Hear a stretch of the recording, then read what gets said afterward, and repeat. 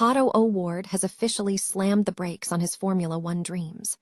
The McLaren reserve driver is walking away from the pinnacle of motorsport, calling the new 2026 regulations artificial and comparing them to a video game. He says this is not Mario Kart, it is racing, and he is choosing the integrity of IndyCar over the artificial show he sees taking over Formula One today. Tired of dropping your phone or struggling to prop it up? Meet the Pop Sockets phone grip with expanding kickstand in black, your new must-have accessory.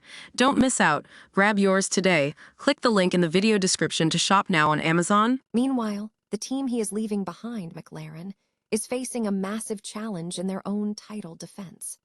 Team boss Andrea Stella has finally pulled back the curtain on why their season started on the dark side, pointing to complex power unit integration issues and a design philosophy that prioritizes long-term development over immediate glory. While they currently trail Mercedes and Ferrari, Stella remains convinced the foundation for a comeback is already in place. In a much more literal collision, a high-end McLaren supercar has been left badly damaged after a crash on a busy road in Worcester. Emergency services were called to Nunnery Way earlier today following a collision between the luxury vehicle and a Ford pickup truck. Thankfully, West Mercia police have confirmed that no one was injured in the incident, despite the significant damage to the car's bodywork and rear bumper. Finally, we are looking at the business side of the brand as H-Bar makes headlines by officially adding giants like FedEx and McLaren to its ecosystem. Surprisingly, the Hedera coin price is holding steady despite these high-profile partnerships, while Pepito inches closer to its next major listing. What is next for these assets? Stay in the loop by hitting that like button, subscribing to the channel, and ringing the bell for all the latest updates. Ever wonder why some of the world's most talented drivers are turning their backs on the pinnacle of motorsport? Well, the dream of reaching Formula One just took a massive hit, and it's coming from someone who was right on the doorstep: McLaren reserve driver Pato O'Ward. After years of grinding, O'Ward has officially closed the door on his F1 ambitions, and his reasoning is both blunt and deeply revealing. In a candid chat with FOX Deportes, Pato didn't hold back, admitting that he wasn't chasing the paycheck or the fame. He was chasing the raw, visceral thrill of driving the fastest machines on the planet. But as he puts it, that magic is fading. O'Ward argues that the upcoming 2026 regulations are taking the sport in a completely wrong direction. The core of his frustration, the artificial nature of the racing. He's specifically calling out the energy deployment systems, famously snapping. This is not Mario Kart, this is motorsport. It's a bold take, especially since it mirrors the frustrations we've been hearing from Max Verstappen for months now. When a driver watching from the outside reaches the same conclusion as a three-time world champion, it's time to pay attention. For O'Ward, the soul of racing is being replaced by gimmicks, and he's choosing to stick with IndyCar, where he feels the spirit of competition is still alive and well. It's a fascinating divide in the paddock, too. While guys like Colton Herta are still battling for super license points to get into the F1 ecosystem, O'Ward is walking away, claiming the product has lost its appeal. It makes you wonder, is Formula One becoming more of a show than a sport? Let me know your take in the comments below. If you enjoyed this breakdown, hit that subscribe button and ring the bell so you never miss an update from the world of racing. At the end of the day, do we want a spectacle, or do we want a pure race? That's the question the powers that be need to answer. Ever wondered how a reigning world champion goes from the top of the world to fighting for crumbs in just a few months?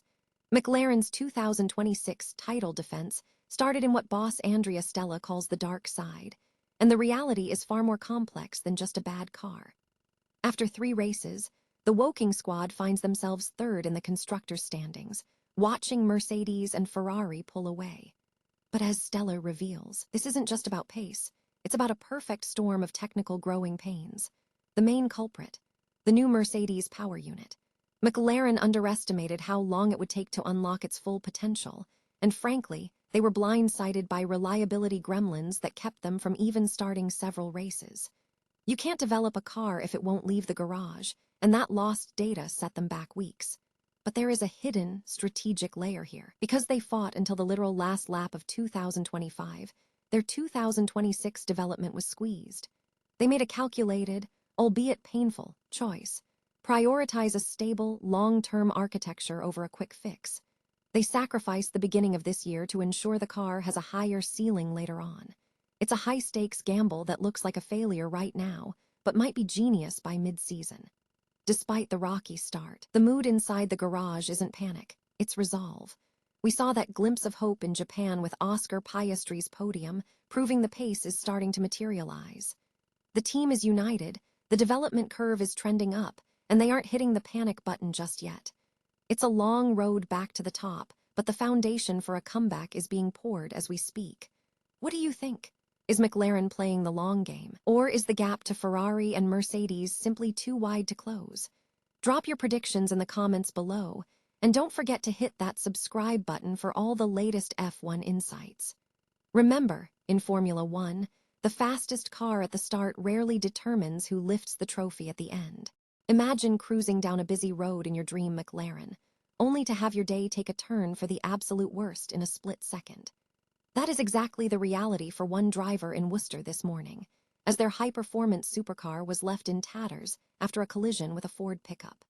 We are talking about a McLaren 650s, a masterpiece of engineering that costs a small fortune, now sitting with its driver's side bodywork and rear bumper shredded. It is a tough sight for any car enthusiast to stomach, honestly.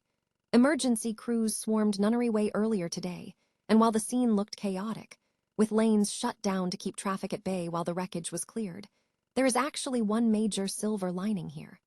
Despite the visual carnage, West Mercia police confirmed that miraculously, nobody involved in the crash suffered any injuries. Cars can be fixed and parts replaced, but it is a massive relief that everyone walked away unscathed. It serves as a sharp reminder that no matter how much tech or speed you have under the hood, the road is always unpredictable. If you have ever had a close call on the highway, drop a comment below and let us know your story. Stay safe out there, keep your eyes on the road, and remember, at the end of the day, your life is worth far more than any paint job. Ever feel like the crypto market is playing a game of catch-up with reality? Take Hedera, or H-Bar, for example. You would think that landing major partnerships with industry titans like FedEx and McLaren would send a coin to the moon, right? But here we are, watching the H-Bar price move with the enthusiasm of a sleeping giant, practically flat. It is a classic case of buy the rumor, sell the news, meeting, fundamental adoption takes time, and it leaves a lot of investors scratching their heads. But while the blue-chip projects play the long game, the attention is shifting toward the high-octane world of meme coins, where Pepito is currently building serious momentum toward a major listing. It is a fascinating tug-of-war between institutional utility and pure, speculative hype. If you are watching the charts, you know the market doesn't always care about press releases. It cares about momentum. So, what is your move? Are you doubling down on the enterprise giants or chasing the buzz with Pepito?